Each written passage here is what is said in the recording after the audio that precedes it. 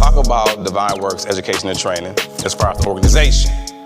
Then we'll go into Potential, our hallmark program. We may talk about how it started or the origin of it, but we're gonna touch on some different details and aspects of it. Our goal and our mission is to empower humanity to realize and maximize its full potential. In order for an individual or a group of people to maximize their full potential, his or her, they first have to wake up. You see me shaking this up. It's not good. So what's gonna happen if I just take this top off abruptly? What's gonna happen? It's gonna explode, it's gonna overflow. When you feel bottled up and you wanna have a conversation, I wanna give you an outlet.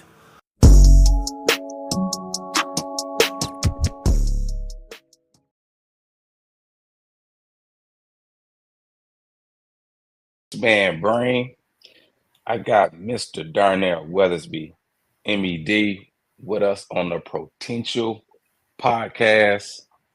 Good morning, good afternoon, and good evening. Dear brother, how you feeling today? Man, I'm honored to be on this platform and be able to chop it up with you. I know we've been talking about this for a while now, and the Lord allowed our paths to finally connect. So, man, I'm excited.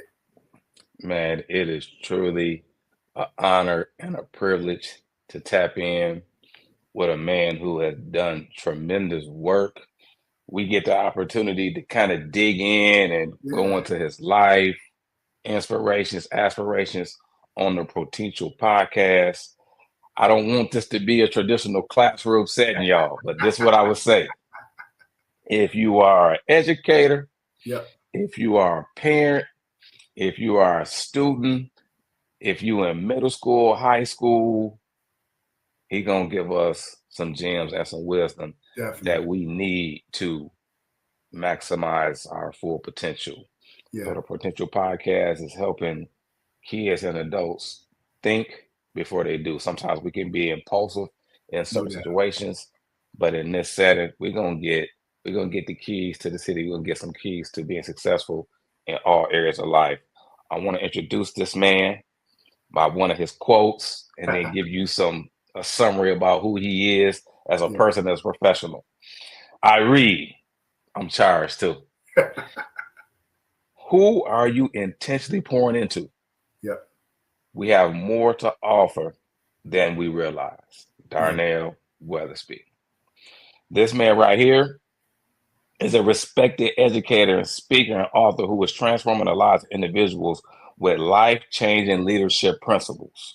Recognized for his influence on youth and the development of men at varying life stages, Mr. Weathersby brings a fresh and new approach to character building. His philosophy is simple: build up individuals and they will transform the world around them. Mr. Weathersby is a graduate of Trinity International University with a Bachelor of Arts Degree in Elementary Education, and Temple University with a Master's in Educational Leadership.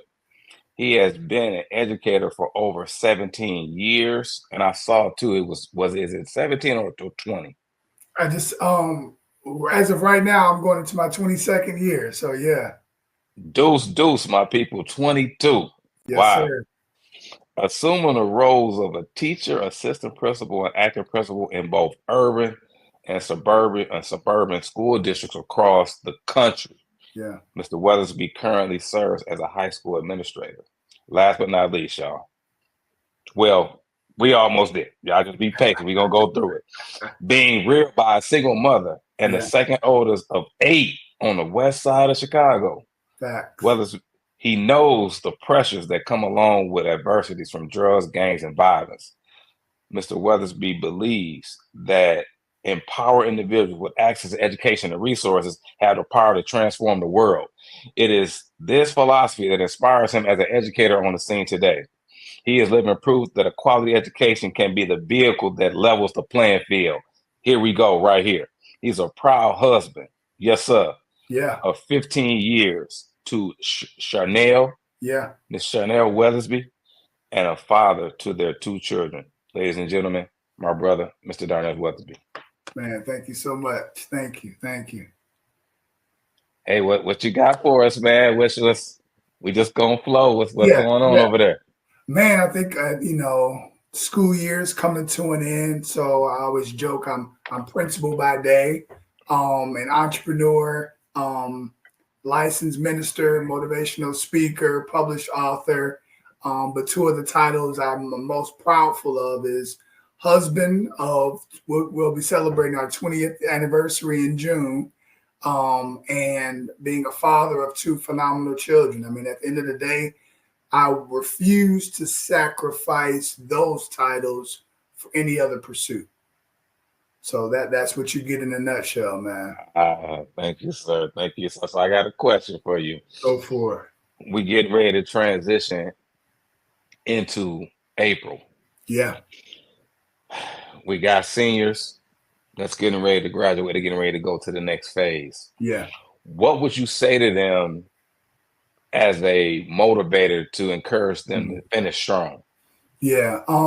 Understanding that while college and the thought of a new season of life can be scary, um, true sustainable success is always looked at as how do you finish well. So many times we're looking at the start of something and we forget to finish well. So I always challenge my seniors, what do you want the legacy that you're leaving to be left behind? So for example, at Plainfield North, where I'm an administrator, I always challenge the seniors, how can you leave Plainfield North better than how you found it? Mm, A lot of hmm times we can always talk about what's wrong with our school, what's wrong with our organization, but the question stands, how can you leave your school better than how you found it? You understood some of the trials and tribulations you navigated as an incoming freshman. So how can you make sure this year's freshmen transition better to sophomore year better than you did? So hmm again, we a lot of times we have the answers, but if we're not thinking in a proactive way to say, okay, my 4 years weren't the best, but I am determined to make sure somebody else's 4 years are better than what I experienced. So that's always a good start as you again are determined to finish well. Wow. So what I heard you say is that it's about me in the moment, but long term, it's No really doubt. about setting a legacy. I think too many times our students, and even when I reflect back to my years at Central in the 90s, I didn't have that mindset. Yeah. I didn't have that mindset that this castle, Hmm. this is built brick by brick in a figurative sense by individuals, teachers, and students Yeah. that came before me. So I appreciate that because we need to hear those type of like insights from a person like yourself. I Oh, want to go a thank you. little bit into your personal journey and background. I want to dig a little deep. That's it. Let's do I it. like to you know sip some tea in a positive way, y'all, rather than a Yeah. negative way. One of my questions that I have for you is, can you share some pivotal moments from your upbringing that shape your perspective on Mm. education and leadership? Yeah. So I think I always look at my sixth grade teacher. Shout out to Mr. Washington. He was my first African American male teacher. Mm. Um, he came to school every day, suited up, matching gaiters and a jerry curl. I mean, he was clean. Yeah, But I yeah, always yeah. said, I want, and not that I ever had aspirations of being a teacher at that moment, but I Mhm. always knew I loved his position of authority. He was well respected. He didn't play any games. And at the end of the day, we knew he cared about us and Yeah. he dressed the part. So I was like, you know what? I don't got two nickels to rub together at the moment, but if I ever get things right, I'm going to present myself in such a way to the community where they can see someone who looks like them, who cares about them. So I think that's one of the things that, once again, shout out to Mr. Washington, my sixth grade teacher, who planted that initial seed of what does it mean to be a powerful, transformative Black male in education. In the sixth grade. Yes, sir. Wow. Yeah. Are you originally from the West Side of Chicago? Born and raised, man. Yeah. Tell us about that because in your bio it talks about eight of y'all. What were Man, some of the second challenges oldest that you to eight. faced? Yeah, so it's a situation where my parents divorced when I was 3. So that left me and my older brother in kind of that father-like role, you know. I have 6 younger siblings by the grace of God, and you know, we've been blessed, me and my brother and I, to literally raise them, you know, and Mm, kind of grow up very fast, if you will. You know, growing up on the west side, you learn quickly, understanding that, actions have consequences, and my mom was, I love her to death because I always say she was crazy enough to keep us out of jail and out the streets. But at the same time, she had enough wisdom to understand I need a village. And that's where the men of the church stepped in at a very early age to say, he's not going to get caught up in these streets, not on our yeah, watch. So I yeah. always tell people I'm the product of a mother who was crazy enough and the men of the church who filled in the gap. That's what you Mm, get when you see me. But again, all the potential trappings of drugs, gangs, violence were always there. But I mm-hmm, feared my mom. I had reverence for her. And I mm-hmm, had enough men, uncles, and the men of the church and mentors, close and from afar, who were saying, you know what? We see something in this young man. We're investing in this young man. And we believe by faith that he's going to replicate what we're doing in him to the next generation. So I tell people all the time, as I have a chance to mentor former students from across the country over the last 22 years of me being in education, many of them are now grown and are married or engaged, got families, got kids. And we get to stay connected via social media for a large part, mm-hmm. via phone, things of that nature. But I'm always saying the only thing you owe me is to replicate the process. Okay. Men poured into me, and now I get to replicate what they did in me to you. And the only thing you owe me is to find somebody else to do the same thing with. So, Mm.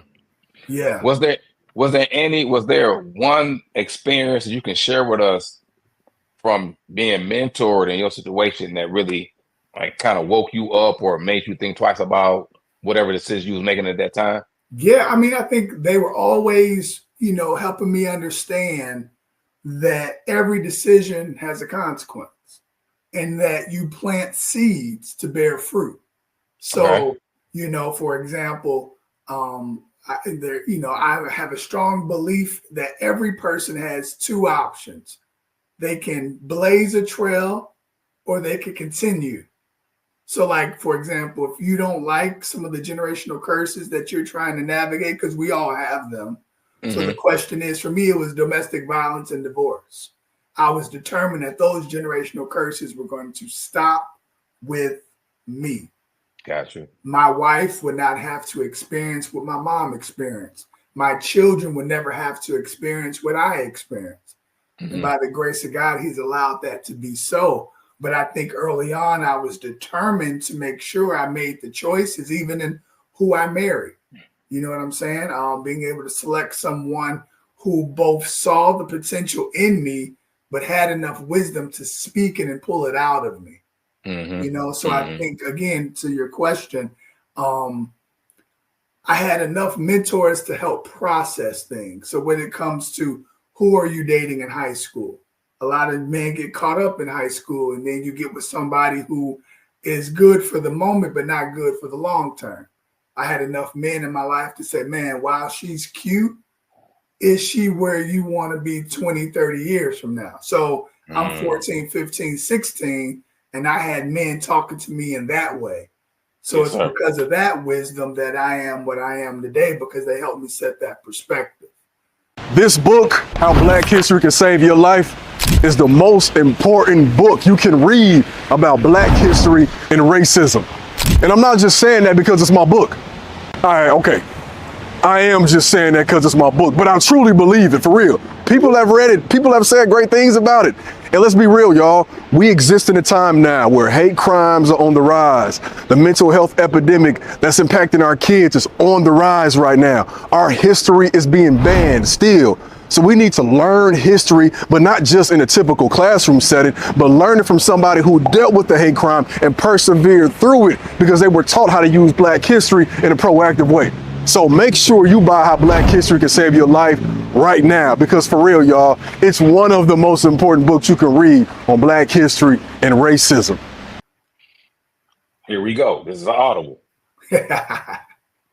How can a student manage anxiety stemming from the expectation of school, friendships, and relationships, since you mentioned relationships? Yeah. It's not that anxiety doesn't exist. I don't care how well you manage it.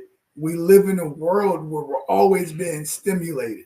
You know, social media doesn't allow you to ever take a moment off because it's always there in your face. I think a lot of times we fall prey to the spirit of comparison. So in my season as a high schooler, for example, how do I not fall prey to comparison? Okay, so for example, when my freshman year in high school, I was 5'5" and weighed 95 pounds. By the time I graduated from high school, I was 5'11" and weighed 170. So I was a totally different dude from freshman to senior year. So one thing that my mentors helped me understand and my mom helped me understand was, while your growth spurt hasn't kicked in yet, it's coming. Okay. You know, so therefore, I was not as tempted to fall prey to the, well, I'm short and everyone else is tall, my world's falling apart. While that was factual in the moment, I had enough wisdom to know that that would not always be my situation forever. So I think when it comes to anxiety, you have to have enough patience and grace for yourself to say, you know what? I may not look the way I want to look. I may not have the grades I will eventually have. I may not have the relationships that I eventually will have, but I will exercise the patience so that I can have those things one day, even if I don't have them in the moment. So you got to have patience and you got to give yourself grace. Anxiety, again, will cause you to think, I need it right here. I need it right now. I'm a freshman and I got to have a 4.0. All I can do is my best this semester and let next semester take care of itself. And if I do that one semester at a time, understanding the long game, then I can remove some of that anxiety, because it's good to have expectations. I don't want us to live in a world where we don't have expectations for ourselves, but you also have to have patience and grace in the midst of those high expectations. Powerful. I appreciate that. Yep. Good stuff. Good stuff. Hey, y'all got any questions? Put them in the comment section.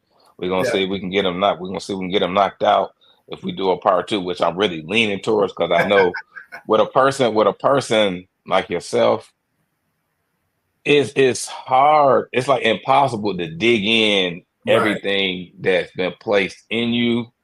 So I'll say that. I go to the next thought.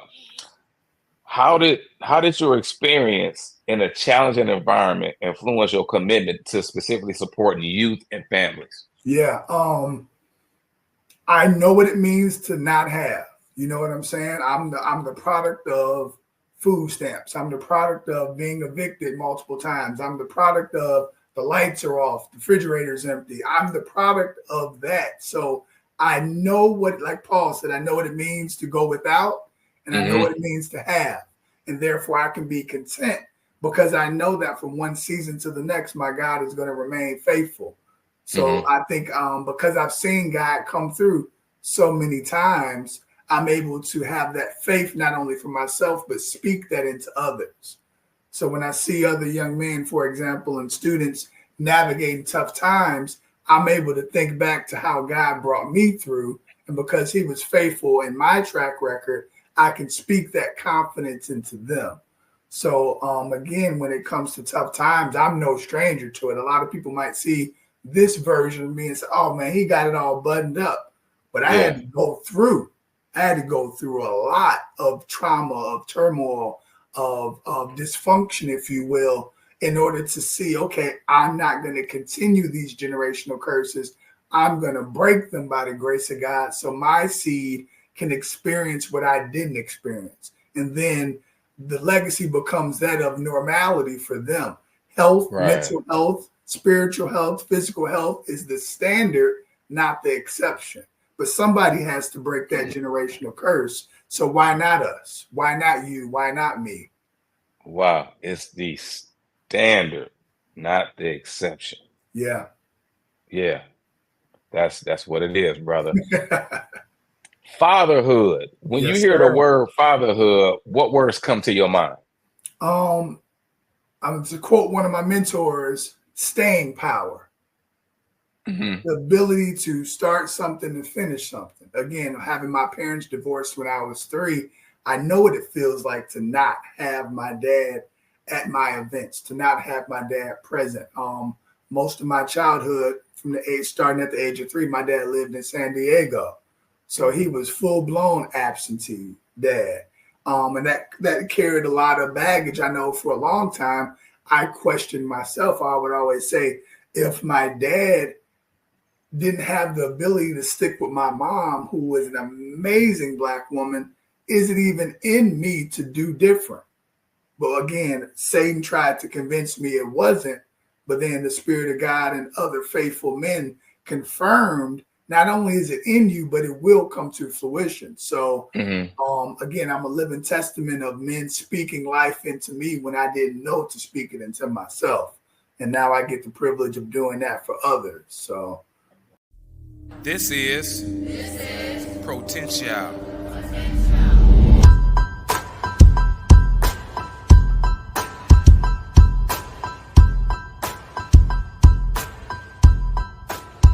One of the reasons why we're in school is not only to get the academic skills, but also to get the skills so we can be successful in the building and outside to of talk to each other, work with each other about making the right decisions. It was active, so we really loved it. So thanks for having us.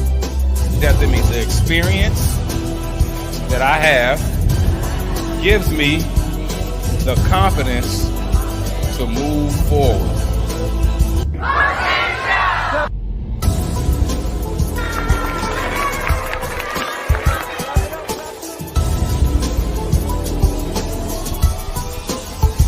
Let's go.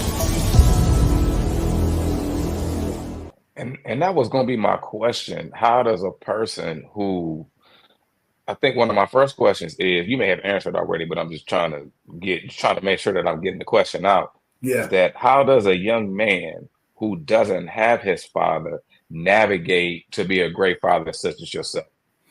You're operating, a lot of it is from a spirit of it will not happen again. So like you got an option. You can allow your hurt and your trauma to be fuel or to provide excuses. I personally chose to say, okay, I'm not going to act like the hurt and the trauma isn't there, but it will be my motivation to make sure no one else has to experience it. So it's not a matter of saying I have all the answers, but it also humbled me to the point of saying I have to always surround myself with individuals who are further along than me. So one of my mentor couples just celebrated 50 years of marriage. So what you see today is me always surrounding myself with people who know more than I do. So while I might be a quote unquote expert in my own realm, I'm always leaning upon the wisdom of those who are further down the journey than me. So therefore, Yeah. I'm always receiving, even in this season, I have several men I can call on speed dial and say, hey, can I run this by you? Hey, I'm at this stage in my journey, in my marriage, and my ability to be a father. And I don't know what this looks like. Because sometimes as men, if we're honest, feels like you're making it up as you go. Because there's no Yeah. blueprint. There's no template. But my first book that I wrote, Journey to Fatherhood, again, it's 2010. We found out we were just expecting our first child. We had been married for 5 years at that point, and I'm both elated and scared to death. I know I want to be the dad I didn't have, but I don't know what that looks like. So Oh, every day for 9 months, the Lord just quieted my spirit and said, I want you to journal. I want you to journal everything that happens in your life over this 9 months. And it was meant to just to be a gift to her when she graduated from college or got married. But then the Spirit of God also confirmed there are millions of young men who look like you and don't look like you, who also don't have a clue on what they're doing. They right. want to shatter that generational curse of absentee fatherhood, but they don't know how. So Hmm. I'm going to allow the transparency of your journal entries to be at least a reference point for them so they can say, okay, when his wife was 3 months pregnant, what did he do? When his wife was 7 months pregnant, what did he do? How Hmm. did he stick to the plan? How did he stay the course? How did he not abandon ship?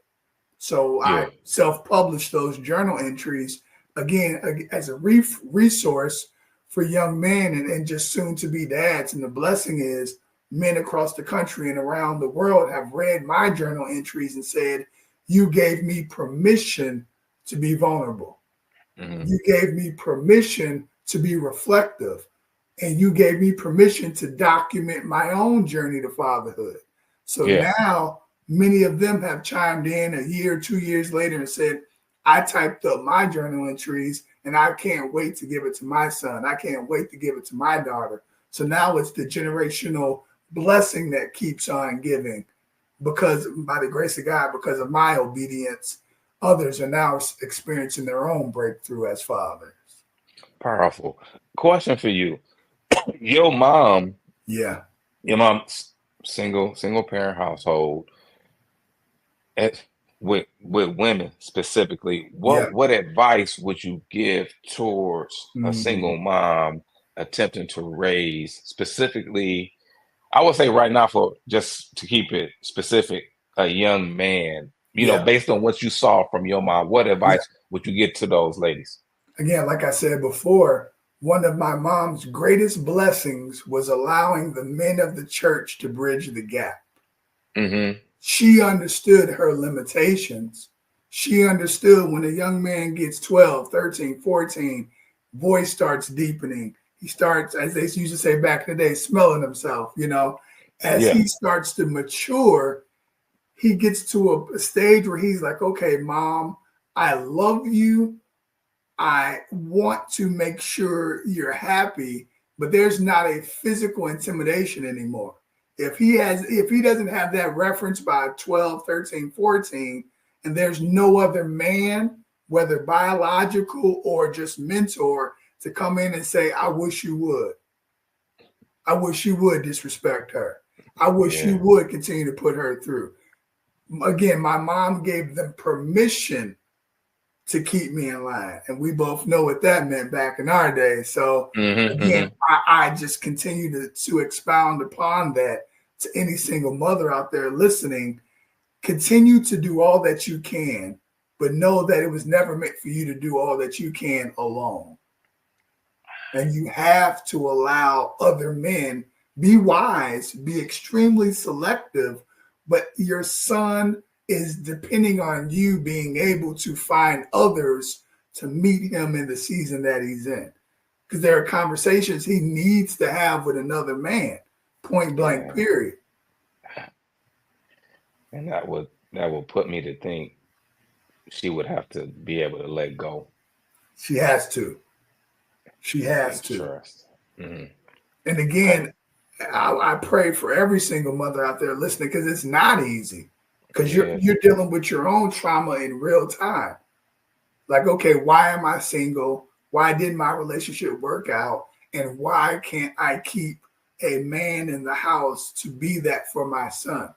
But I'm not telling you to settle. I'm just telling Hmm. you to strategically and intentionally surround your son with the men he needs. And again, Hmm. shout out to New Hope Bible Church. The men of New Hope stepped up and said, not on our watch. But she allowed them to. So it's both. It's men Hmm. being willing and mothers being willing. I think that's the best recipe for trying to raise a young man in a single parent household. Now check it out, young people. This is a heavy conversation. This is we're adulting right now, right? That's it. You may believe that this is not relevant for you, but it may be. Hmm. It also may be relevant for whatever your peers may be experiencing at home, because we don't really know what our peers are experiencing at home because we don't live with them. So Yeah. don't think that Mr. Weathersby is giving us something that we can't stomach and that we can't understand and it's not Mhm. relevant, because it is. Yeah. You never know what's. We are looking for you. We have a plethora of opportunities here at Potential. Whether you are a public speaker, facilitator with experience or without experience, whether you are a public speaker promoter and you want to join the team to help us expand the program into the rest of the United States, we have a spot for you. Potential aims to help students build positive self-images and model acceptive conduct in school and outside of school. Our goal is to help kids think before they do. If you want to be a part of this awesome team, text PROTEAM to 773-599-1133. And always be great at what you do, but aim to be greater at who you are. Situation we may get in, we don't know who we may encounter, where we got to have that space of empathy for them to have an understanding, like, okay, that person's in that situation. As my brother's keeper or sister's keeper, as a person in the village and community, I'm gonna support that person to the utmost degree, but it's gonna first come with having understanding and empathy for that individual. No doubt. You've worked in both. This is T, y'all. This is T, positive T though. You've worked in both urban and suburban school districts. What differences have you observed pertaining to student needs and community engagement? Teenagers are teenagers, and they're going to make mistakes. Now, one of the differences is, what safety nets do they have in place? In the urban setting, I worked in Chicago when I started my career, and then I worked in Harrisburg, Pennsylvania. Shout out Harrisburg, a little bit outside of Philly, for 8 years as a teacher, assistant principal, and principal. And then in my time, I had a chance to really make some phenomenal connections in those school districts, understanding that kids are going to make mistakes. A lot of times, the only difference is when I make a mistake, what structures or systems are there to catch me, not if but when. So when I get suspended, if I get caught up in the law, it's not that mistakes aren't being made, but if you have affluence and you have resources potentially, and not stereotypically, but in your suburban settings, you have parents and peers of parents who can come in to save the day. A lot of time in our urban setting, you make a mistake and you got one shot. There's nobody coming to bail you out. So now you locked up awaiting your court case. It's not because other people aren't making mistakes. They just, again, they had structures and systems in place to catch them, not if they fail, but when they fail. Gotcha. All right, here we go. Your philosophy centers on empowering individuals. How can educators effectively implement this philosophy in their classrooms? To understand that every student that comes within your sphere of influence, by faith, one day will lead their own sphere of influence. And each of us have different sizes. My sphere of influence may be different from somebody else's, but we both and we all have one.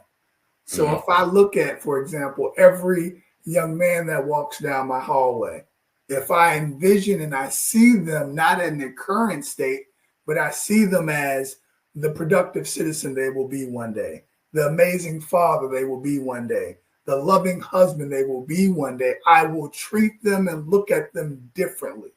If I look at every woman as, again, the same, maximizing her sphere of influence as a productive citizen, as a phenomenal worker, maybe a business owner, future mom, future wife, again, I'm going to treat them differently because I see them both in the right here, right now, but I also by faith see them for what they can and will become. So it's my responsibility as an educator, in particular as an administrator, to create an environment where that kind of growth is available and ready for them to grow in. And what I hear you saying from you sharing with me is that we have to see potential, not the mischievous behavior. Yeah. Because you mentioned that the thing is, teenagers are going to be teenagers. Yep. Preteens are going to be preteens. They're going to make mistakes. Yeah. But we have to be able to see them, as you said, past the present. Yeah. And in their future. That take vision, brother. That take vision. And let me not, I would be remiss if I acted as if I always saw it every time in every kid. Because I'm human like the next, being over disciplined. I don't always clearly see the future in every kid, but that's always the goal. If the goal is to always strategically and intentionally see them both in the right here, right now, we got to hold them accountable right here, right now, but also have enough grace to say they can make it past this. If they listen, when they listen, they can make it past this and then become all that they were created to be. But if you don't believe that they were created to do more, you won't treat them accordingly. Whoa. I can't afford to see Marcus with him being from the east side of Joliet. Yep. I can ground and connect with him there, but my responsibility as an educator is to see him past his geographical location. You have to. Okay. I'll take that. I'll take that, doctor. What key leadership principles do you believe every educator should embody to positively impact our students? Understanding that your impact matters. So the words you speak, the words you choose to not speak, sometimes you got to withhold because what your words may do may be very detrimental to their growth. So sometimes you can't speak everything you want to speak. Sometimes you got to have the restraint to withhold and be very precise in what comes out. Because again, educators have a huge both task and responsibility and opportunity to impact and really create and mold the next generation. So if I don't daily understand my opportunity, I'll drop the ball. I'll miss opportunities to speak life because I'm only looking in the right here and right now. So you don't have to be Mr. Weathersby. You don't have to be an administrator. Any educator with any form of influence has a daily opportunity to wield that season well. That's heavy. That's a lot, because I say that because as educators, we have to see it that way. Yeah. We just can't afford to see it as I'm coming to the office or I'm coming to the classroom or, whatever department or function that person has. We have a great responsibility, and the community and parents is dependent on us. I know one of the first things that parents want to be ensured is that my child is safe. Yep. Mentally, physically, socially, and emotionally. And our responsibility is to ensure and make sure that happens. In addition to what you said, the other, I don't know if all of us collectively see it that way. But how you phrased it, I said to myself, man, that's a lot. This is just not a 7th grader or 8th grader or a junior or a freshman. This is legacy. Yes. This is legacy that I have the opportunity to care for. This person has been put in my care to enhance them not only academically, but who they are as a person. Holistically. Yep. Great responsibility, educators. My hat's off to all teachers, educators, principals, whoever watching this. It's not good. So what's going to happen if I just take this top off abruptly? What's going to happen? It's going to explode. It's going to overflow. When you feel bottled up and you want to have a conversation, I want to give you an outlet.